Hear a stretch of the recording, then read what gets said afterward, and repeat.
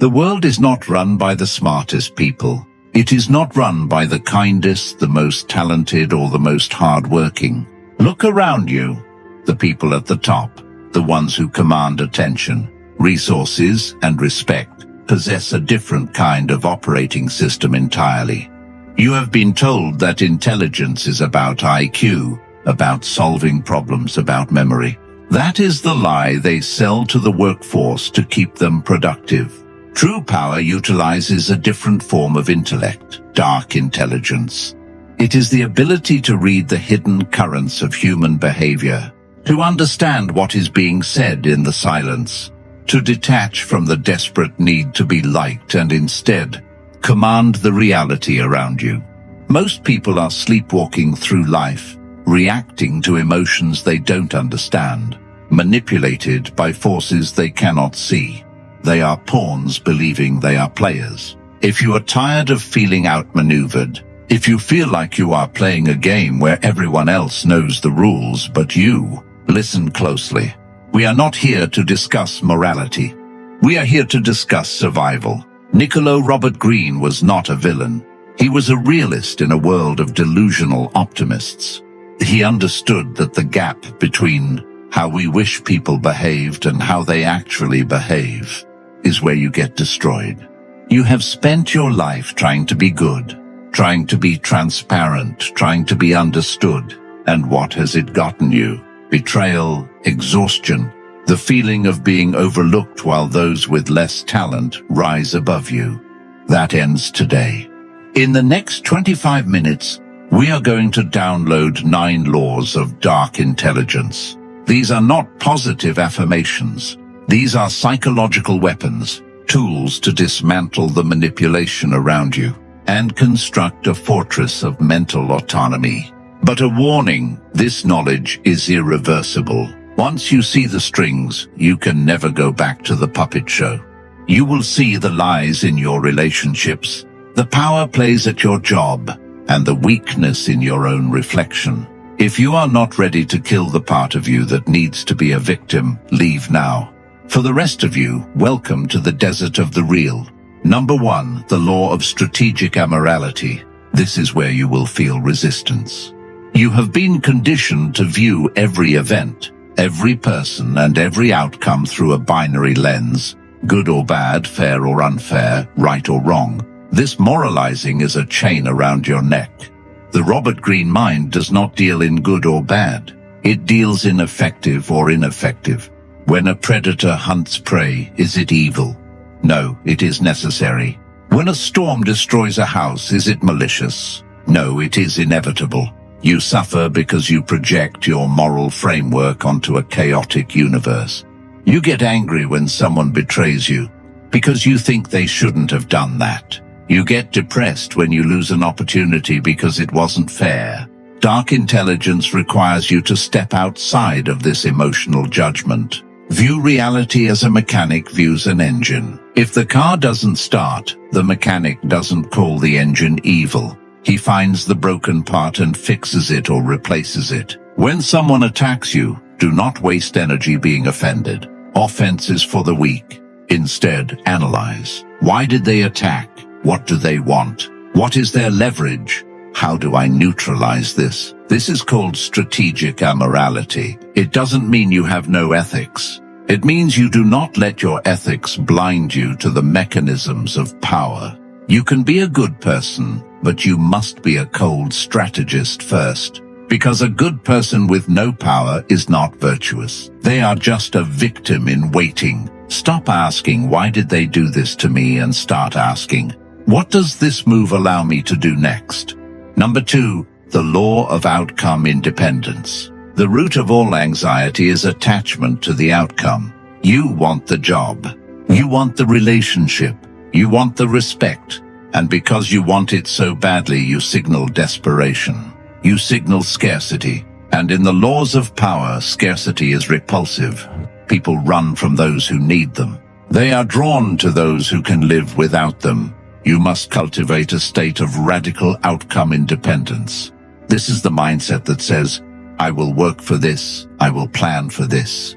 But if I do not get it, I will be fine. This is not giving up. This is the ultimate power move. When you are willing to walk away from the negotiation table, you hold all the leverage. When you are willing to lose the relationship, you set the standards. Robert Greene knew that fear of loss makes you a slave. If your boss knows you are terrified of losing your job, he owns you.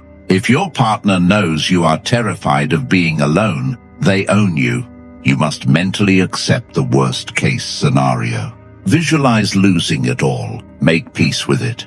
Realize you would survive. Once you destroy the fear of loss, you become dangerous. You become untouchable. You can speak the truth because you don't fear the consequences. You can take risks because you don't fear the fall. The person who does not need anything is the one who eventually gets everything because they operate from a place of abundance, not a place of starvation. Number 3, the law of the persona. You believe you are one person. You believe in being authentic. This is a limitation. You are a multiplicity. You are different with your mother than you are with your boss. You are different with your lover than you are with your rival. Dark intelligence is the conscious curation of these masks. It is the realization that authenticity is often just an excuse for a lack of self-control. I'm just being me, says the man who ruins a dinner party with his temper. That is not authenticity. That is childishness. You must view your personality as a construct, a tool. When you enter a high-stakes meeting, you must wear the mask of authority, cold, decisive, unwavering. When you are with your family, you wear the mask of the protector, warm, engaged, present. This is not lying. This is calibration. You do not use a hammer to tighten a screw. You do not use a screwdriver to pound a nail. Why would you use the same personality for every situation in life? Robert Greene noted that one must be a great pretender and dissembler. One must be able to be the lion, ferocious, and the fox, cunning. If you are only the lion, you walk into traps. If you are only the fox, the wolves eat you. Fluidity is survival. Be water. Take the shape of the container you're in. When the container breaks, you flow. You do not shatter. Number 4, the law of the mirror. We live in a world of extreme narcissism. Everyone is obsessed with their own reflection. They are starring in their own movie, and everyone else is just an extra. The mistake you make is trying to be the star in their movie. You try to impress them. You try to show them how smart you are. Stop. Dark intelligence dictates that you do not try to outshine them. Instead, become a mirror. Reflect their emotions back to them. If they are angry, validate their anger. If they are excited, match their energy. Use their words. Adopt their posture. When you mirror someone, a powerful psychological transfer happens. They do not see you, they see themselves. And because they love themselves, they will love you. They will think you are the most intelligent, charming, and empathetic person they have ever met, even if you have said almost nothing. This is not about being fake. It is about data collection. When you are mirroring, you are not reacting, you are observing. You are learning their triggers, their values, their soft spots. While they are busy falling in love with their own reflection in your eyes, you are mapping their psyche. You are finding the keys to influence them. The mirror has no ego. It simply reflects. Be the mirror. Let them preen and pose. And while they are distracted by their own image, you move the pieces on the board without them ever noticing. Number 5, the law of selective silence. Most people talk to fill the void. They are terrified of silence because in silence they have to face themselves. So they babble, they explain, they overshare. They hand over the blueprint of their mind to anyone who will listen. And in doing so, they become predictable. And if you are predictable, you are masterable. Dark intelligence begins when you stop using words to seek validation and start using them as precision instruments. Robert Greene knew that the one who speaks the least in the room holds the most power. Why? Because information is currency. When you speak, you are spending. When you listen, you are collecting. Think about the last time you felt intimidated by someone. Was it the person screaming and making threats? No, it was the person who sat perfectly still watching you, saying nothing. That silence creates a vacuum, and human nature abhors a vacuum. When you remain silent, other people's anxiety compels them to fill that space. They start talking. They reveal their intentions. They expose their insecurities. They tell you exactly how to defeat them, all because they couldn't handle the weight of your silence. Stop explaining yourself. Stop defending your actions. Stop offering your opinion before it is extracted from you. Become a black hole of information. Absorb everything. Reflect nothing. When people cannot read your position, they cannot form a strategy against you. They become cautious. They seek your approval. Silence is not just the absence of noise. It is the presence of control. Number 6, the law of the useful enemy. Most people want a life of peace. They want everyone to like them. They avoid conflict at all costs. This is a biological error. Conflict is the forge of intelligence. Without resistance, your mind atrophies. Robert Greene advised that one should not only be prepared for war, but should actively study it. Dark intelligence recognizes the utility of an enemy. An enemy sharpens you. An enemy forces you to focus. An enemy reveals your weaknesses so you can fix them. If you do not have an enemy, you become complacent. You get fat on your own ego. Sometimes you must use the friction of a rival to propel yourself forward. Look at history. Tesla needed Edison. Ali needed Fraser. The friction creates the fire. Do not whine about the people trying to bring you down. Use them. Let their hate be the fuel that drives your discipline. Let their doubt be the evidence of your ambition. And more importantly, having a common enemy is the fastest way to build alliances. Nothing unites a group faster than a shared threat. If you want to unify a team or a family or a movement, you do not preach love. You identify a threat. Do not fear the enemy. Curate them. Choose an enemy worthy of your potential and let the war elevate you.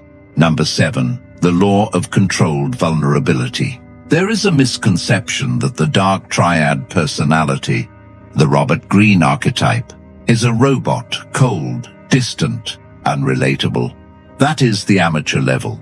That is the person trying to look tough. True dark intelligence understands that humans are emotional creatures. If you appear too perfect, too cold, or too invulnerable, you generate envy. You create enemies who want to see you bleed just to prove you are human. So you must give them a flaw. This is the law of controlled vulnerability. You deliberately display a small, harmless weakness to disarm those around you. Maybe you admit to being bad with technology. Maybe you share a slightly embarrassing story from your past. Maybe you ask for small, insignificant favors. This triggers the Ben Franklin effect. When people help you, or when they see a flaw in you, they lower their guard. They feel superior, or they feel a sense of camaraderie. They think, he's just like me. Excellent. That is exactly where you want them. While they are bonding with your curated flaw, they are blind to your actual strengths. You are managing their perception of you. You are humanizing yourself enough to avoid being a target, but keeping your true core, your true plans, and your true weaknesses locked in a vault they don't even know exists. Never show your throat, but occasionally show a scratch on your arm. It makes them feel safe, and a safe enemy is an easy enemy to outmaneuver. Number 8, the law of necessary suspicion. Trust but verify. No, that is too soft. Verify, then trust provisionally. The naive mind projects its own goodness onto the world. You think, I wouldn't lie to him, so he won't lie to me. This projection is the cause of your greatest heartbreaks. Dark intelligence accepts a brutal truth. Everyone acts in their own self-interest. Even acts of altruism are often driven by the need to feel good about oneself. This is not a reason to be bitter. It is a reason to be awake. You must develop a background radiation of suspicion, not paranoia. Paranoia is fear without evidence. Suspicion is attention to detail. Watch what people do, not what they say. Words are cheap. Words are designed to manipulate. Actions are the only truth. When someone offers you a great opportunity, ask, what is in it for them? When someone compliments you excessively, ask, what are they trying to distract me from? Robert Greene wrote, men are so simple and so ready to obey present necessities that he who deceives will always find those who allow themselves to be deceived. Do not be the one who allows yourself to be deceived. Require proof. Test loyalty before you lean on it. Give people small amounts of power and see how they use it before you give them the kingdom. It is better to be pleasantly surprised by loyalty than devastated by betrayal. Number 9, the law of the shadow. We end with the deepest law, the one that Carl Jung and Robert Greene would agree upon, though they approached it from different angles. You must integrate your monster. Society tells you to be harmless, to be nice, to repress your anger, your greed, your desire for power. But a harmless man is not a virtuous man. A harmless man is just a weak man. He cannot do good because he does not have the capacity to stop evil. Dark intelligence is the realization that you are capable of terrible things. You have the capacity for cruelty. You have the capacity for manipulation. You must not deny this. You must own it. Why? Because if you do not know your own capacity for darkness, you will never recognize it in others. You will be naive. And worse, if you repress your shadow, it will control you. It will come out in passive aggression, in resentment, in self-sabotage. You must bring the monster into the light. You must look at it and say, I see you. I control you. When you know you could destroy someone but you choose not to, that is virtue. That is controlled power. Robert Greene's ideal figure is not a saint. It is someone who knows how to use harsh methods when necessary. You need that edge. You need that darkness in your eyes that tells the world, I am peaceful by choice, not by inability. When you integrate your shadow, you become whole. You stop being afraid of the darkness in the world, because you have mastered the darkness in yourself. These 9 laws are not a checklist. They are a filter. From this moment on, you will walk into a room and you will see things differently. You will see the silence that screams. You will see the mirrors people hold up. You will see the lions and the foxes. You are no longer a civilian in the war of the mind. You are a combatant. But with this power comes a burden. The burden of isolation. When you wake up, you realize how many people are still sleeping. You will feel a distance grow between you and your old life. Your old friends may think you have changed. They may say you are colder, quieter. Let them. You are shedding the skin of the victim. You are shedding the need for validation. You are stepping into the realm of the outlier. The question is not whether these laws work. History has proven they do for thousands of years. The question is, do you have the stomach to use them? Most people will watch this, nod their heads and go back to being prey, back to complaining, back to hoping the world becomes nice. But you are still here. You are listening to the silence. If you are ready to explore the abyss without blinking, if you are ready to dismantle the weak version of yourself and build something untouchable, then you know what to do. Subscribe, but only if you are willing to handle what comes next. The rabbit hole goes much deeper than this, and we are just getting started. I'll see you in the shadows.